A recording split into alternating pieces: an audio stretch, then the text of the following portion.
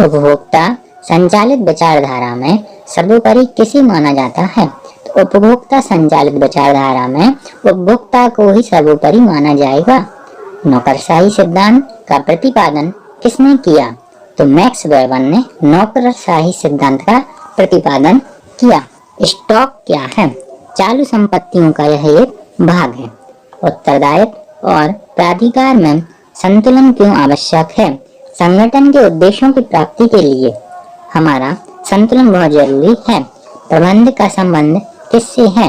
प्रबंध का संबंध संगठन के विकास के साथ मानवीय व्यवहार से है। ख्याति क्या है? एक स्थायी और अमूर्त संपत्ति है। जी हाँ, ये ख्याति के बारे में क्वेश्चन जरूर आता है, इसलिए आप इसको भी अच्छे से याद कर लीजिए। खातों की प्रबंधन को क्या कहा जाता है? तो खातों की प्रबंधन को प्रबंधकीय लेखन। किसी कर्मचारी का वेतन रोकना किस प्रकार की अभिप्रेरणा में आता है? तो यह किसी कर्मचारी का वेतन रोकना ऋणात्मक अभिप्रेरणा के अंतर्गत आता है। सभी पक्षकारों को वास्तविक परिणामों से अवगत कराना किसका उद्देश्य है? तो ये हमारा लेखांकन का उद्देश्य है। अंश शेयर कितने प्रकार के होते हैं? तो यह हमारे 2 प्रकार के होते हैं, समता या साधारण अंश व अधिमान या पूर्वाधिकार अंश। प्रशासनिक के ढांचे का निर्माण किस प्रकार की प्रणाली द्वारा होता है? तो यह हमारा पद सोपान प्रणाली के अंतर्गत होता है। उर्वरक के अनुसार संगठन के कितने सिद्धांत हैं? तो उर्वरक के अनुसार 8 सिद्धांत हैं और लूथर गुल्किक के अनुसार हमारे संगठन के 10 सिद्धांत हैं। किसी लक्ष्य अथवा लक्ष्यों के समूह के ओर निर्देशित क्रियाओं में संतुलित बनाए रखना क्या कहलाता है? तो हमारा जब भी संतुलन को बनाए रखेंगे मतलब नियंत्रण ही कहलाएगा। सामाजिक मनोवैज्ञानिक संगठन किस प्रकार का संगठन है? तो यह हमारा अनौपचारिक संगठन है। रचनात्मक कार्यात्मक संगठन ये भी अनौपचारिक संगठन है। संगठन का अर्थ है कर्मचारियों की व्यवस्था करना ताकि कार्य और उत्तरदायित्व के उचित विभाजन द्वारा निर्धारित उद्देश्यों को सफलतापूर्वक प्राप्त किया जा सके। किसका कथन है? यह हमारा जॉन एम गॉस का कथन है। नकारात्मक अभिक्रिया का उद्देश्य क्या है? भय से अभिप्रेरित करना। प्रबंधकीय कार्यों की सफलता कुशल संचार पर निर्भर करती है। यह कथन किसका है? यह थियो हेमन का कथन है। जब व्यवसाय में लेन देन हेतु इलेक्ट्रॉनिक तरीका प्रयोग किया जाता है तो यह क्या कहलाता है? यह हमारा ई कॉमर्स कहलाता है। विपणन प्रबंध की विचारधारा का जन्म किस देश में हुआ? यह हमारा अमेरिका देश में विपणन प्रबंध की विचारधारा का जन्म हुआ। प्रबंधक का कौन सा कौशल कर्मचारियों को प्रेरित करता है? अंतर वैयक्तित्व। हमारा प्रबंध कौशल कर्मचारियों को प्रेरित करता है। यहाँ पर कौशल कर्मचारियों को प्रेरित करना है। मानव संसाधन प्रबंधन किस रूप में कार्य करता है? यह हमारा शीर्ष प्रबंधन और कर्मचारियों के समन्वयक के रूप में कार्य करता है। किसी वस्तु के मूल्य निर्धारण को मुख्य रूप से कौन सा तत्व प्रभावित करता है? यह हमारी मांग किसी वस्तु के मूल्य निर्धारण में बहुत सहायक है। TQM का फुल फॉर्म क्या है? टोटल क्वालिटी मैनेजमेंट इसका फुल फॉर्म होता है। B2B का फुल फॉर्म क्या है? तो इसका हमारा business to business full form होता है। प्रबंध किस प्रकार का प्रयास है? तो प्रबंध हमारा सामूहिक प्रकार का प्रयास है। किसी कर्मचारी को वेतन के अतिरिक्त पुरस्कार स्वरूप राशि प्रदान करना क्या कहलाता है? यह हमारा प्रोत्साहन कहलाता है। सब एक के लिए और एक सबके लिए क्या दर्शाता है? तो यह हमारा सामूहिक उत्तरदायित्व को दर्शाता है। अचानक से किया गया परीक्षण किसका एक रूप है? यह हमारा नियंत्रण का एक रूप है। विज्ञापन भर्ती का कौन सा स्रोत है? तो हमारा विज्ञापन के द्वारा भर्ती बाह्य स्रोत माना जाएगा। सर्वप्रथम प्रशासन और प्रबंधन में किसने अंतर स्पष्ट किया? तो ओलिवर शेल्डन ने प्रशासन और प्रबंध में अंतर को स्पष्ट किया था। व्यवसाय की सफलता या असफलता के लिए कौन उत्तरदायी रहता है? तो हमारा प्रबंधक ही उत्तरदायी होता है। प्रबंध के संपूर्ण ढांचे की नींव क्या है? यह हमारी नींव जो होती है यह संगठन होती है। चयन प्रक्रिया का अंतिम चरण क्या है? चयन प्रक्रिया का अंतिम चरण प्रत्यादेश है। किस सिद्धांत में संगठन का आकार पिरामिड की तरह दिखाई देता है? तो पद सोपान सिद्धांत में जो हमारा संगठन का आकार है पिरामिड का आकार का दिखेगा।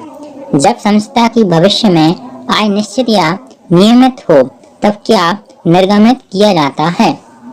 तो जब हमारा ऋण पत्र व ब्रांड निर्गमित किए जाते हैं। यह देखना कि कार्य योजना के अनुसार चल रहा है या नहीं। किसका कार्य है? तो यह हमारे नियंत्रक का कार्य है। राष्ट्रीय हित के स्थान पर स्थानीय हित किस व्यवस्था को दर्शाता है? तो यह हमारा विकेंद्रीकृत व्यवस्था को दर्शाता है। भविष्य की क्रिया का वर्तमान में अनुमान लगाना क्या कहलाता है? तो यह हमारा नियोजन कहलाता है। क्रियात्मक फोरमैनशिप का सिद्धांत किसने दिया? तो ये हमारा टेलर ने दिया। ये भी बहुत बड़े अर्थशास्त्री हैं। पर्यवेक्षक प्रबंधक के किस स्तर पर होते हैं? तो ये हमारे सबसे निचले स्तर पर होते हैं। पर्यवेक्षक प्रबंधकों को अन्य किस नाम से जाना जाता है? तो ये हमारे प्रथम श्रेणी प्रबंध या फर्स्ट क्लास प्रबंधक कहलाते हैं। तकनीकी तथा नैतिक मानदंडों के अनुसार कार्य करता है। हमारा प्रबंधक ही कार्य करेगा। कार्य शासकीय हो या अशासकीय किसके अभाव में सफल नहीं हो सकता? तो हमारे संगठन के अभाव में सफल नहीं हो सकता। संगठन प्रशासन की कौन सी क्रिया है? तो यह हमारी पूर्व क्रिया है। किसी संगठन में निर्णय के केंद्र जितने कम होंगे वहाँ उतना ही अधिक क्या माना जाएगा? तो केंद्रीकृत संगठन माना जाएगा। अधीनस्थों का पथ प्रदर्शन करना क्या कहलाता है? मार्गदर्शन कहलाता है। कार्य किसी भी कार्य को सुचारू रूप से संपन्न करने के लिए क्या आवश्यक है? एक संगठन का होना आवश्यक है। समन्वय करना किसके कार्यों में सम्मिलित है? यह हमारे प्रबंधक के कार्यों में ही सम्मिलित है। प्रबंधक किसी संस्था, व्यक्ति, देश या समाज तक सीमित नहीं है। यह प्रबंधन की कौन सी विशेषता है? यह हमारी सार्वभौमिक विशेषता मानी जाएगी। परिसंपत्ति एवं देनदारियों का विवरण किसमें लिखा जाता है? यह हमारे तुलन पत्र में लिखा जाता है। प्रबंध का विशिष्ट अध्याय इसे क्या बनाता है? यह एक पेशा को बनाता है। चुने हुए विकल्पों में से किसी एक के संबंध में निर्णय करना क्या कहलाता है? यह हमारा निर्णयन कहलाएगा।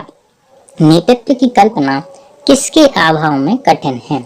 यह हमारी अनुयायियों के अभाव में कठिन होगी। प्रशिक्षण से किस में वृद्धि होती है? प्रशिक्षण से मनोबल में वृद्धि होती है। भावी कर्मचारियों की खोज किस प्रक्रिया में की जाती है? यह हमारी भर्ती प्रक्रिया में की जाएगी। किसी भी ठेकेदार के माध्यम से भर्ती हो तो वह क्या कहलाएगी? यह हमारी प्रत्यक्ष भर्ती कहलाएगी। क्या प्रबंधन प्राकृतिक विज्ञान की भांति एक निश्चित विज्ञान है या नहीं? यह निश्चित विज्ञान नहीं है। प्रधानमंत्री कार्यालय किस प्रकार का अभिकरण माना जा सकता है? यह हमारा स्टाफ अभिकरण माना जा सकता है। जब कोई कंपनी हानिग्रस्त होती है तो ब्रांड धारकों को ब्रांड पर ब्याज का भुगतान करना अनिवार्य है या नहीं? तो यह हमारा अनिवार्य नहीं है। निर्देशन के किस सिद्धांत के अनुसार कर्मचारियों को निर्देशन केवल एक वरिष्ठ अधिकारी से प्राप्त होना चाहिए? तो ये हमारी एकात्मकता का जो सिद्धांत होता है उसमें जो भी निर्देश होते हैं वो एक अधिकारी से ही मिलते हैं। पदोन्नति को रोकना किस प्रकार का अभिप्रेरण का हिस्सा है? यह हमारा नकारात्मक अभिप्रेरण का हिस्सा है। विभिन्न वित्तीय आंकड़ों का तुलनात्मक प्रस्तुतिकरण क्या कहलाएगा? वित्तीय विवरण का विश्लेषण जनरल मैनेजमेंट कहलाएगा। लोक लेखा समिति किस प्रकार की समिति है? यह हमारी नियंत्रक समिति है। लोक लेखा समिति किस पर नियंत्रण रखती है? यह हमारी सार्वजनिक वित्त पर नियंत्रण रखती है। प्रबंधकों के प्रशिक्षण एवं विकास में कौन सहायक है? तो यह हमारा संगठन ही सहायक है। जहाँ लेखा कर्म समाप्त हो जाता है वहाँ क्या आता है? वहाँ अंकेक्षण आता है। अनौपचारिक संगठन में सत्ता का प्रभाव किस ओर चलता है? तो हमारा जो अनौपचारिक संगठन होता है उसमें नीचे से ऊपर की ओर सत्ता का प्रभाव चलता है, और जो औपचारिक संगठन होता है उसमें हमारा सत्ता का प्रभाव ऊपर से नीचे की ओर चलता है। सत्ता का एक स्थान पर सिमट कर न रहना बल्कि इसका हस्तांतरण होना क्या कहलाता है? यह हमारा सत्ता का प्रत्यायोजन कहलाता है। प्रबंधकीय कार्यों के लिए मंच कौन तैयार करता है? तो प्रबंधकीय कार्यों के लिए मंच हमारा संगठन तैयार करता है।